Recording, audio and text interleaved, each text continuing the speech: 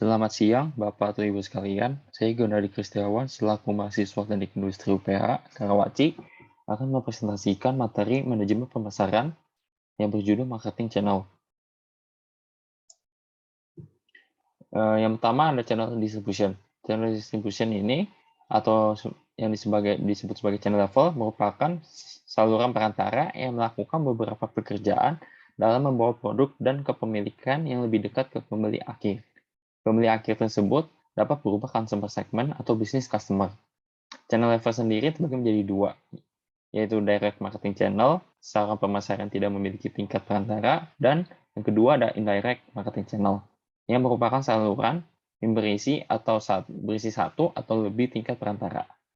Channel distribution sendiri ini dibagi menjadi tiga, ada business channel, customer channel, dan multi channel distribution.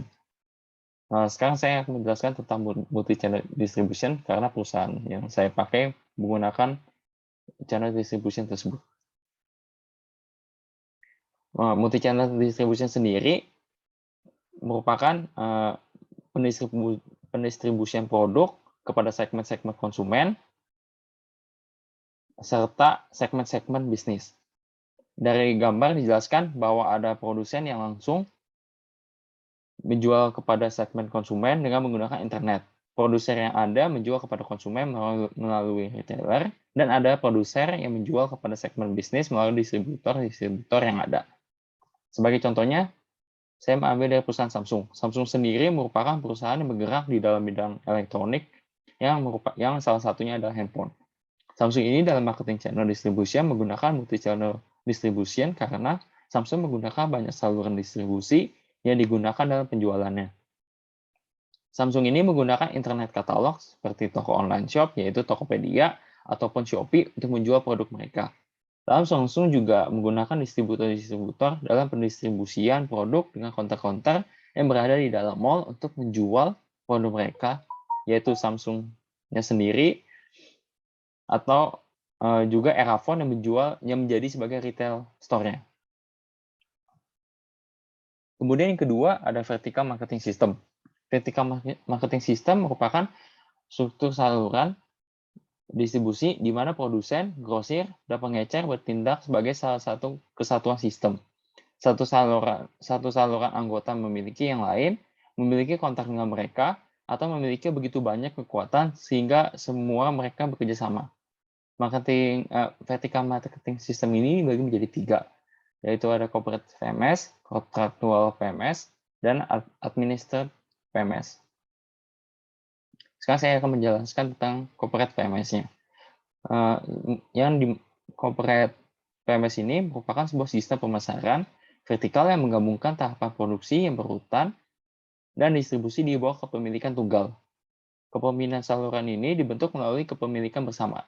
Sebagai contohnya, saya ambil dari perusahaan PT N1 Multipartindo, yang dimana perusahaan ini memegang produksi dan distribusi perusahaan yang berada di bawahnya. Perusahaan ini memegang semua perusahaan di bawahnya yang merupakan perusahaan-perusahaan besar yang ada di Indonesia, khususnya dalam bidang otomotif, yaitu ada SCB atau Racing Boy, Proliner, Umar Racing, dan Airline, atau yang dikenal sebagai Racing Generation.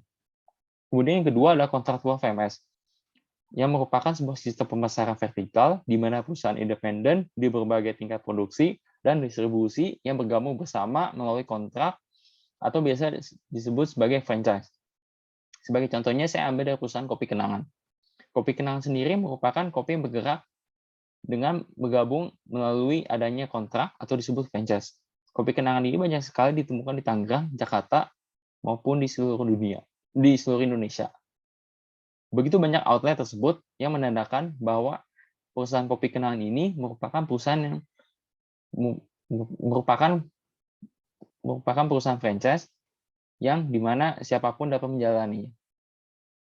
Kemudian yang ketiga ada administrative PMS, yang merupakan sebuah sistem pemasaran vertikal yang mengkoordinasikan tahapan-tahapan dari produksi dan distribusi melalui ukuran dan kekuatan salah satu pihak.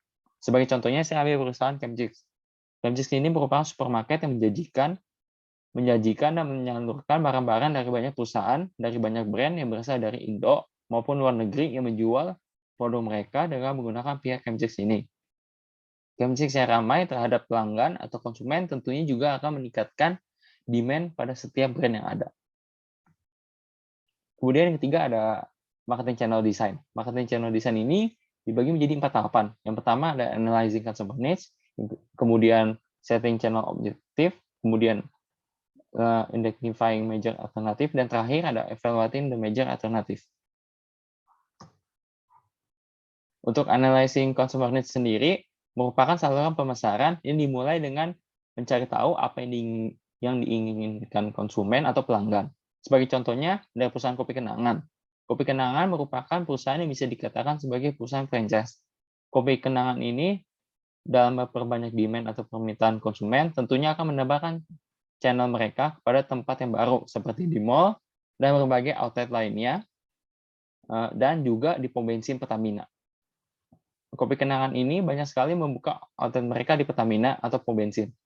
Mereka melihat banyak adanya orang ke Pertamina untuk mengisi bahan bakar beristirahat, serta membutuhkan kafein dalam melanjutkan perjalanan mereka.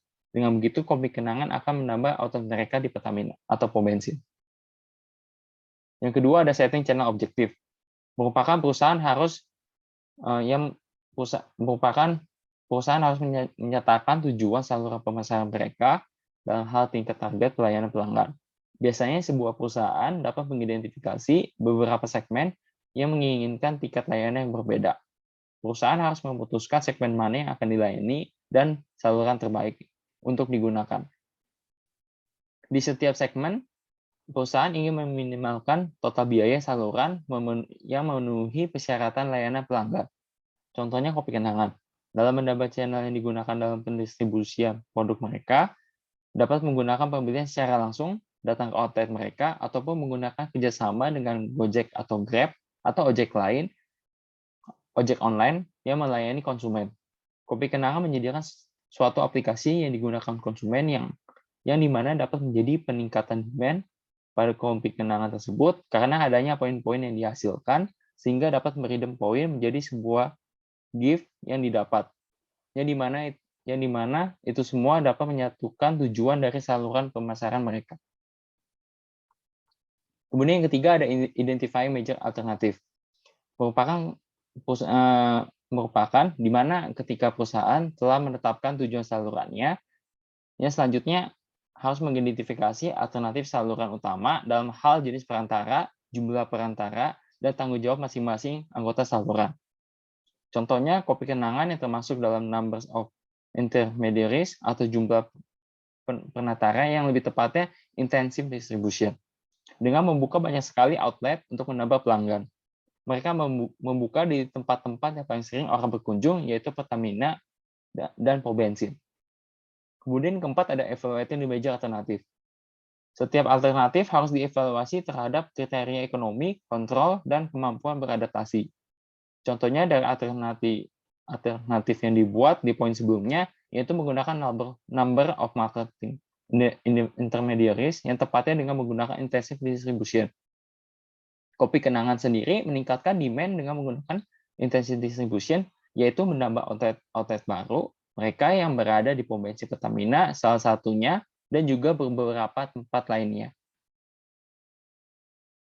Ini merupakan referensi yang saya pakai dalam mempresentasikan presentasi hari ini.